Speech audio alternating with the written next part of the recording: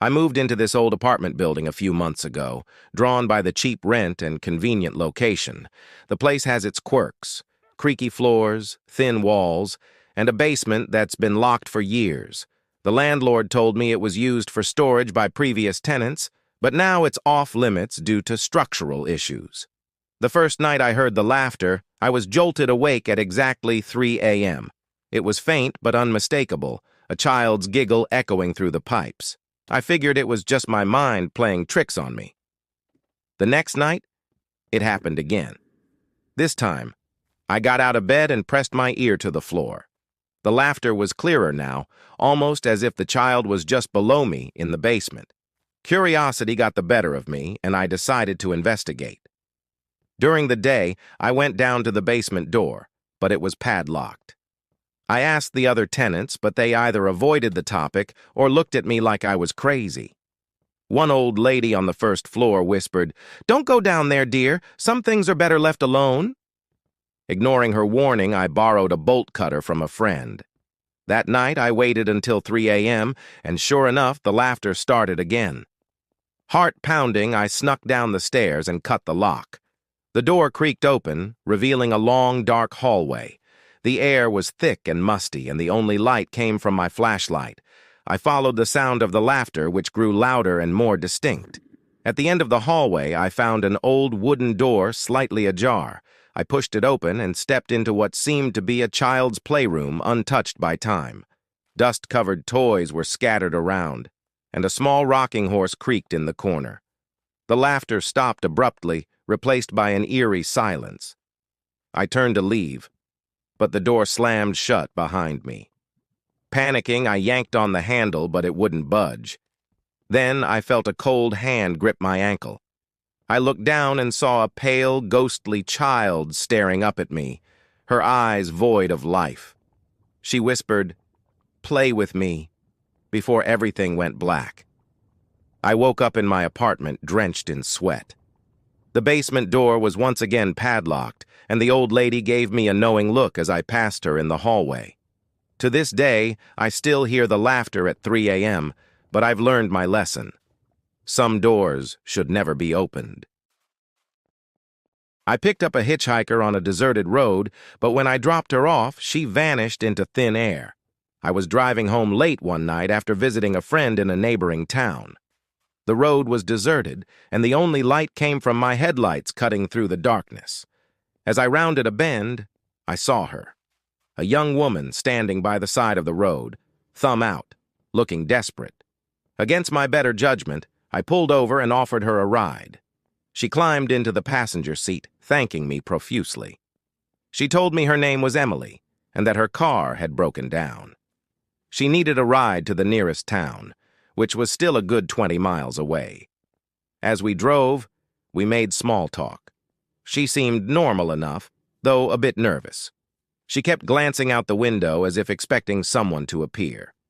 Halfway to our destination, she asked me to stop at a specific address. It was an old run-down house on the outskirts of the town. I hesitated but complied, pulling into the driveway. She thanked me again and got out of the car. I watched her walk towards the house, but before she reached the door, she vanished. One moment she was there, the next, she was gone.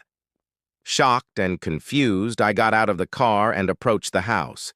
The door creaked open, revealing a dusty, abandoned interior. It looked like no one had lived there for years. I called out for Emily, but there was no answer. I hurried back to my car and sped away, my heart racing. The next day, I couldn't shake the experience. I went to the local library and did some research on the house. I found an old newspaper article about a girl named Emily who had disappeared near that very spot 30 years ago. She was last seen hitchhiking on the same road where I had picked her up. According to the article, her body was never found, and the case went cold. Since that night, I've taken a different route home, avoiding that road altogether. But sometimes, late at night, I still see her face in my rearview mirror, as if she's still looking for a ride home. Every time I look out my bedroom window at night, I see a figure standing at the edge of the woods, just staring at my house. Living on the outskirts of a small town has its perks: tranquility, fresh air, and the beauty of nature right outside your window.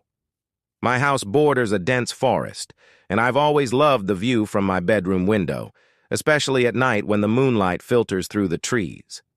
But a few weeks ago, that changed. It started with a strange feeling like I was being watched. I brushed it off as paranoia, but then I saw it. The silhouette of a person standing at the edge of the woods, just outside the tree line. They stood perfectly still, facing my house. I thought it was a prank or someone lost, but when I went outside to check, there was no one there.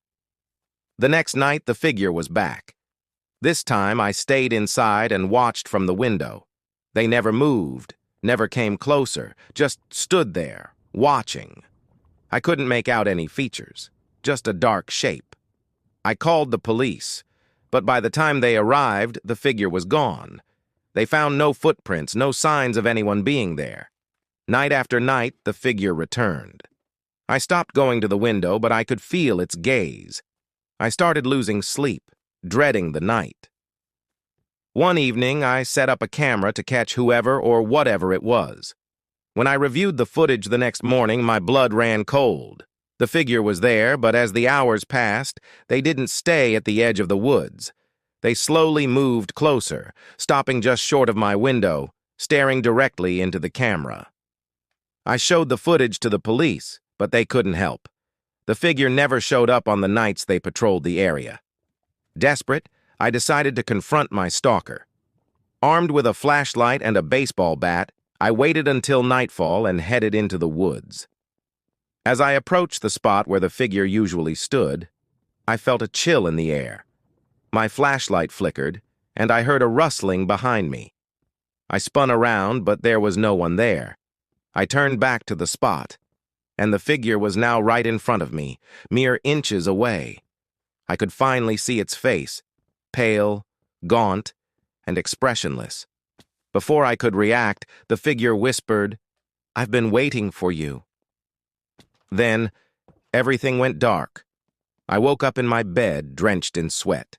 The police told me they found me unconscious at the edge of the woods, but I have no memory of how I got there. The figure hasn't returned since that night, but I still feel its eyes on me whenever I look out my window. I keep my curtains closed now, hoping that whatever it was, it's finally gone.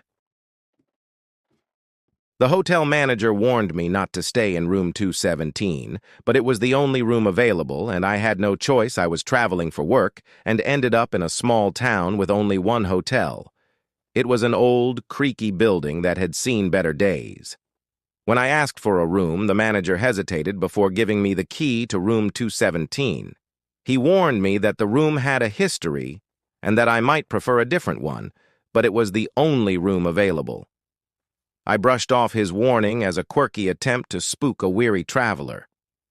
The room itself was ordinary enough: bed, dresser, TV, and a window overlooking the street. Exhausted, I decided to get some sleep. Around midnight, I was jolted awake by a loud banging sound coming from the walls. I tried to ignore it, thinking it was just the old building settling. Then, the temperature in the room dropped suddenly, and I could see my breath. The banging continued, now accompanied by whispers that seemed to come from nowhere. I turned on the lights, but they flickered and went out. Panic set in as I fumbled for my phone to use as a flashlight. The whispers grew louder, forming words that I couldn't quite understand. I grabbed my things and rushed to the door, but it wouldn't open. I felt a cold hand brush against my neck, and I spun around. But there was no one there. Desperate, I pounded on the door, screaming for help. The whispers turned into cries of agony, and I felt an overwhelming sense of dread. Finally, the door flew open, and the manager stood there looking grim. "I told you not to stay in this room," he said. He helped me gather my things and led me to the lobby.